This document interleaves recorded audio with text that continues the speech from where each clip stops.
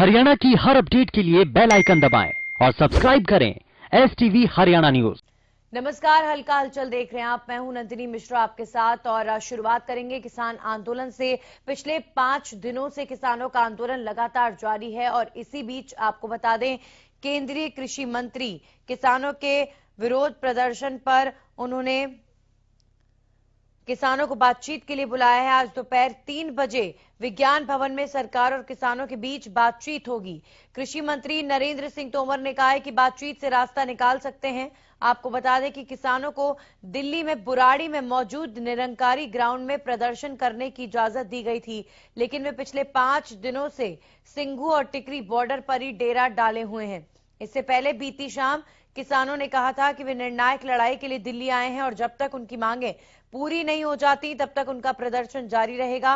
वहीं प्रदर्शनकारी किसानों के एक प्रतिनिधि ने सिंघू बॉर्डर पर मीडिया से बातचीत में कहा कि हम चाहते हैं कि प्रधानमंत्री नरेंद्र मोदी हमारे मन की बात सुने।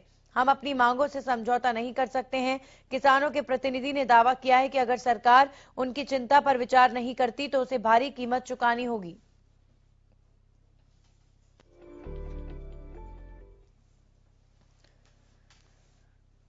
तो नए कृषि कानून के खिलाफ पिछले 5 दिनों से दिल्ली की सीमाओं पर हजारों की संख्या में किसान जुटे हुए हैं।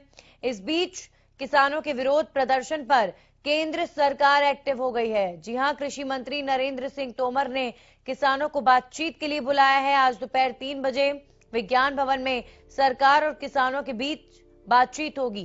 कृषि मंत्री नरेंद्र तोमर ने कहा है बातचीत से रास्ता निकल सकता है।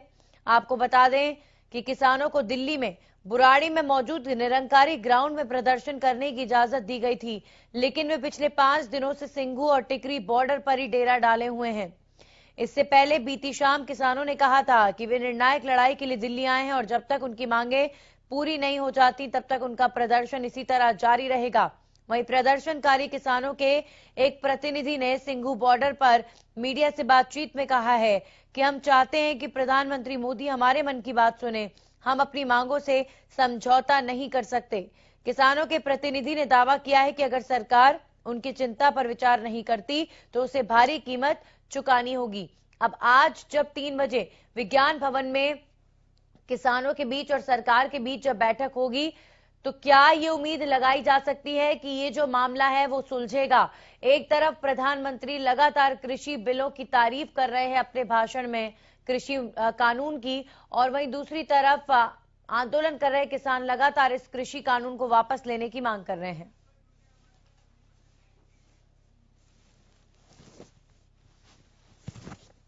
और इस खबर पर जानकारी के साथ हमारे सहयोगी लाजपत जुड़ चुके हैं सोनीपत से। लाजपत, अभी फिलहाल देखिए सिंघू बॉर्डर पर, टिकरी बॉर्डर पर लगातार किसान जो है विरोध कर रहे हैं, धरने पर बैठे हुए हैं। वहीं आज कोई उम्मीद लगाई जा सकती है क्योंकि आज किसानों की और सरकार के बीच में मीटिंग होनी है 3 बजे। जी बिल्कुल, लगातार जो बैठकों का दौर जारी है और क्योंकि लगातार जो है आंदोलन भी जारी है, किसान लगातार अपनी बात को लेकर सिंघू बॉर्डर पर मौजूद हैं और इस बात को लेकर शासन और प्रशासन का भी मंथन लगातार जारी है।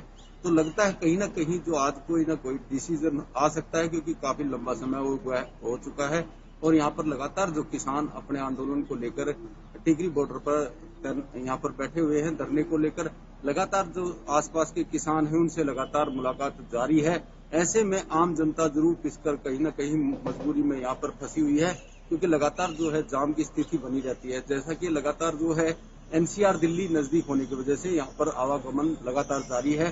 जैसे कि हरियाणा न्यूज लगातार बताता है कि सोनीपत और दिल्ली से 70% का जो है आवागमन रहता है, तो वो आम जनता जरूर फंसी हुई है।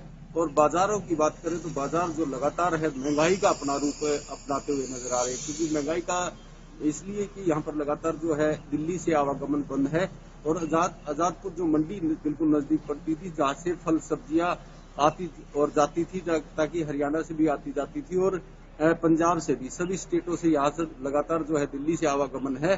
तो इसको लेकर भी कहीं ना कहीं सरकार और प्रशासन की मंथन जारी है। जी बिल्कुल। अब आज 3 बजे के बाद इस बैठक में से क्या निकलेगा, फिलहाल जाहिर तौर पर अनुमान नहीं लगाया जा सकता। लाजपत, एक तरफ प्रधानमंत्री मोदी अपने भाषणों में लगातार कृषि कानून की तारीफ कर रहे हैं और लगातार ये कह रहे हैं कि कानून कृषियों के हित में है, किसानों के हित में है।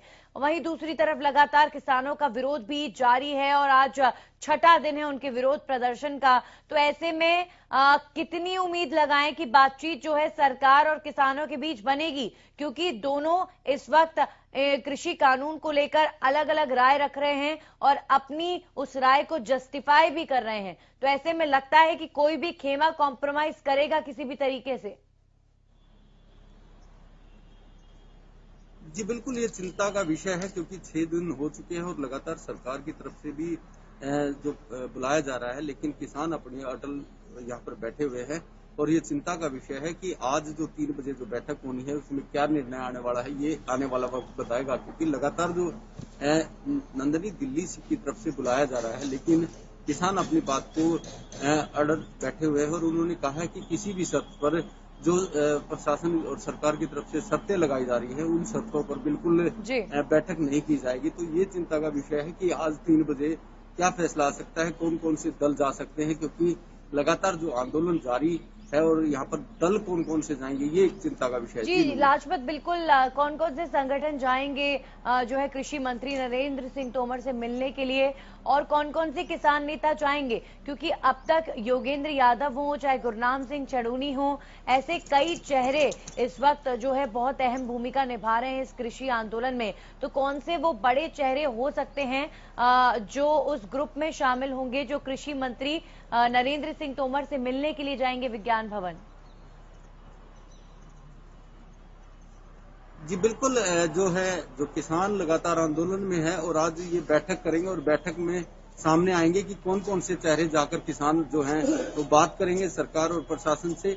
सबसे बड़ी दिक्कत जो है नंदनी, ये भी है कि अब हरियाणा की तरफ से कुछ खापों ने जो समर्थन दिया है, आज उन्होंने चेतावनी भी दी है कि हम भी दिल्ली के लिए कुछ करेंगे। और सबसे बड़ी बात नंदनी ये भी है कि जहां धरना चला हुआ है वहां पर हमारी बातचीत हुई है कि उन्होंने भी कहा कि जो आम रास्ते जो प्रशासन की तरफ से खोले गए हैं उनको भी बंद किया जाएगा। तो चिंता का विषय है नंदनी, दिल्ली के लिए भी आफत बन सकती है और हरियाणा के लिए भी। बिल्कुल, किसान अपने आंदोलन को और ज्यादा उग्र करने की बात कर रहे हैं। वहीं दिल्ली गुरुग्राम बॉर्डर पर भी जो है मुस्तैदी बढ़ा दी गई है जवानों की। बहुत बहुत शुक्रिया आपका लाजपत जानकारी के लिए। खबरों में अब आगे बढ़ेंगे तो यहाँ किसान आंदोलन को लेकर पंजाब और हरियाणा सरकारों के बीच में तीखी तल्कबाजी लगातार जारी है और इस पर हरियाणा विधानसभा के स्पीकर ने रिएक्शन दिया है। उन्होंने कहा है कि पड़ोसी राज्य होने के नाते आपस में सौहार्द बना रहना चाहिए। मंत्री या मुख्यमंत्रियों को एक दूसरे के मान मर्यादा का ध्यान रखना चाहिए, क्योंकि किसी भी समस्या का समाधान बातचीत से होगा। इस दौरान उन्होंने ये भी कहा कि आंदोलन में राजनीति और असामाजिक तत्वों के होने की खबरें आ रही हैं। किसानों की समस्या का समाधान टेबल पर बैठकर बातचीत से होगा। अगर किसी मुख्यमंत्री ने बातचीत करने का प्रयास किया है तो बातचीत होनी चाहिए। देखिए, मैं समझता हूं कि किसी भी समस्या का समाधान डायलॉग है। अगर कोई व्यक्ति, किसी व्यक्ति ने, किसी मुख्यमंत्री ने डायलॉग करने का प्रयास किया है तो डायलॉग तो होना चाहिए। डायलॉग तोड़ करके समस्या का समाधान नहीं हो सकता, क्योंकि हमारी समस्याएं एक दूसरे से मिली हुई हैं, एक जैसी ही समस्याएं हैं। उन समस्या का समाधान आपस में पड़ोसी राज्य जो है वो मिलकर के कर सकते हैं।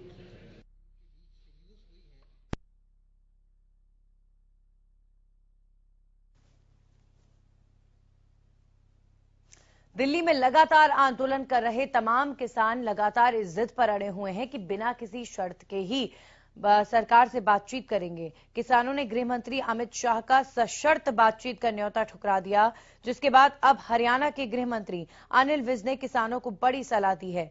अनिल विज ने कहा कि अब ये डेडलॉक खत्म होना चाहिए, क्योंकि धरती पुत्र खेत में काम करता हुआ ही अच्छा लगता है।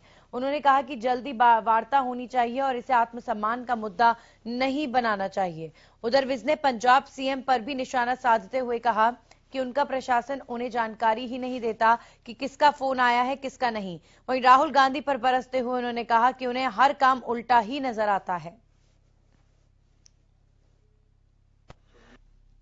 जिनको बातचीत का न्योता बार बार दिया जा रहा है, अब ये डेडलॉक खत्म होना चाहिए, जल्दी वार्ता होनी चाहिए।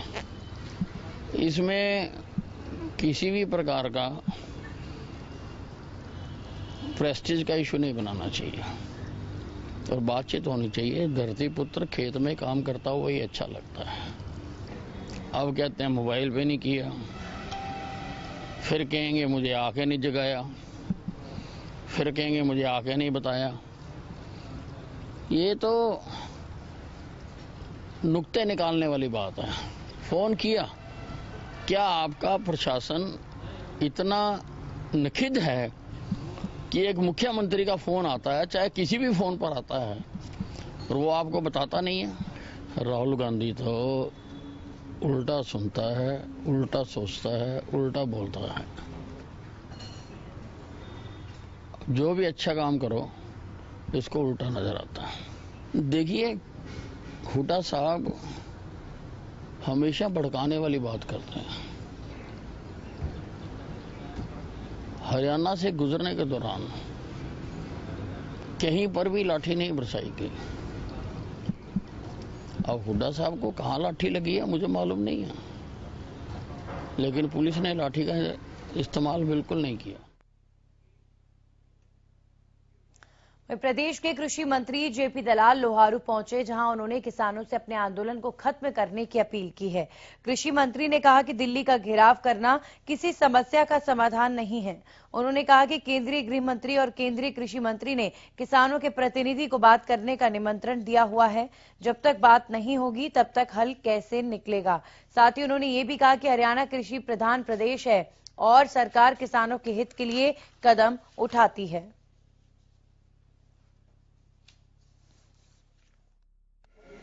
हरियाणा सरकार किसान हितैषी फैसले लेने में कभी पीछे नहीं हटेगी।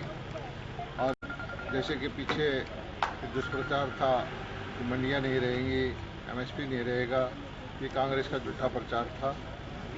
मंडियां भी चली। रास्ता जाम करना, दिल्ली को घेराव करना किसी समस्या का समाधान नहीं है। और सब किसानों से मेरी प्रार्थना है कि जो हमारे होम मिनिस्टर जी ने, कृषि मंत्री जी ने कहा है कि आइए मिल बैठ के वार्तालाप करिए, तो किसान नेताओं को वहां जाना चाहिए और बातचीत के माध्यम से समस्या का समाधान। कांग्रेस की प्रदेश अध्यक्ष कुमारी शैलजा ने एक तरफ तो गुरु पर्व की सभी को बधाई दी, वहीं दूसरी तरफ किसान आंदोलन पर सरकार पर निशाना साधा। कुमारी शैलजा ने कहा कि जो अन्नदाता देश का पेट भरता है, आज वो सड़कों पर आने को मजबूर है। उन्होंने कहा कि सभी से आग्रह है कि अन्नदाता के साथ कंधे से कंधा मिलाएं और उसकी आवाज को बुलंद करें। शैलजा ने सरकार से तीनों कृषि कानूनों को वापस लेने की मांग की है।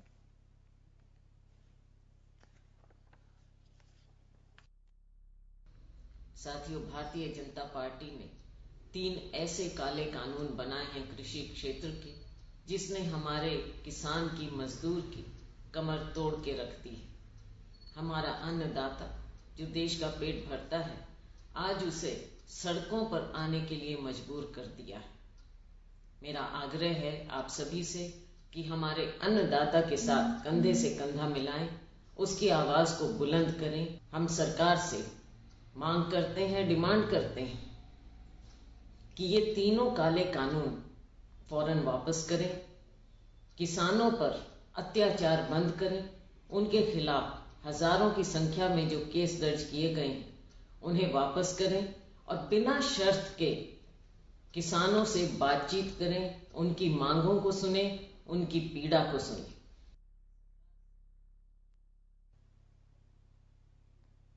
हल्का हलचल में ब्रेक के बाद आपका स्वागत है और अब बात करेंगे बढ़ती ठंड के साथ ही बढ़ते कोहरे की। जी हां, एक तरफ ठंड, वहीं दूसरी तरफ बढ़ते कोहरे ने लोगों को डराना शुरू कर दिया है। यमुनानगर में कोहरे के कारण सुबह यातायात प्रभावित हुआ। कोहरे के कारण वाहन चालकों को परेशानी का सामना करना पड़ा। इस दौरान वाहन चालक वाहनों की फॉग लाइट ऑन कर आते जाते नजर आए। धुंध इतनी ज्यादा थी कि कुछ ही मीटर की दूरी से कुछ भी दिखाई नहीं दे रहा था। मौसम विभाग की माने तो अगले कुछ दिनों तक मौसम के ऐसे ही हालात रहने की आशंका है। इसी के साथ ठंड भी लोगों को परेशान करती हुई नजर आ रही है।